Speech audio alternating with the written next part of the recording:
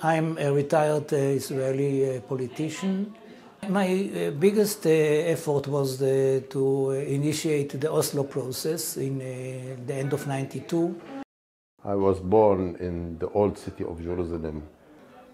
I was one of the Palestinian kids throwing stones in the first Intifada in 1987. And this brought me to 5 years in Israeli jails. And I started cooperating with Samer, and I suddenly met people who I never met before, I never spoke to before. You don't have to agree with anything they say to understand that there are people there, and to hear that they have real distress in where they live. You need to set example. If instead of saying, you need to change, I need to say, I need to change. I will start the change. And you do whatever you want. I don't want to lecture you. When they see you changing, they will start changing. I think it's time that both the leadership on both countries realize that they have to live in peace and security for the sake of their own people. The preconditions to resolve the conflict is to have on both sides leaders who are ready not only to make peace, but also to endanger their lives, like what happened to Anwar Sadat in Egypt and to Yitzhak Rabin in Israel.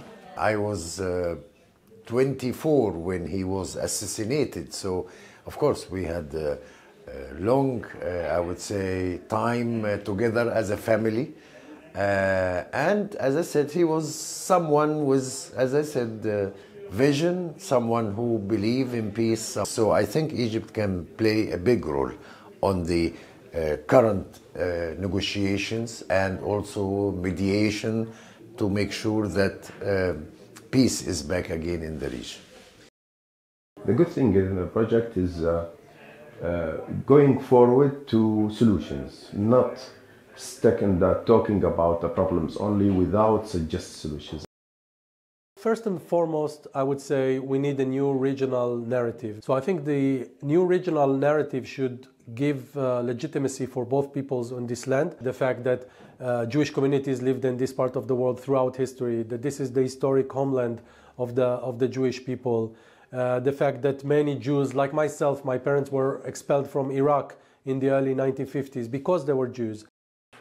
If we understand that the Israelis are not our real enemy, the fear inside of the Israelis, the lack of security is our enemy. Because these people, they still live in the shadows of the Holocaust. And then came the Second Intifada, and then came the 7th of October. They need security. It's real, it's not propaganda. This is why I'm so optimistic about the future. I'm so hopeful. I'm seeing many realistic, moderate, pragmatic people around me. And I feel together we have a way to change reality in the region. And this is very important, and it's new for us in the region to talk, especially Israelis and Arabs, about their problems without any intentions, without any restrictions. It is difficult more than before, but the need for peace is even bigger.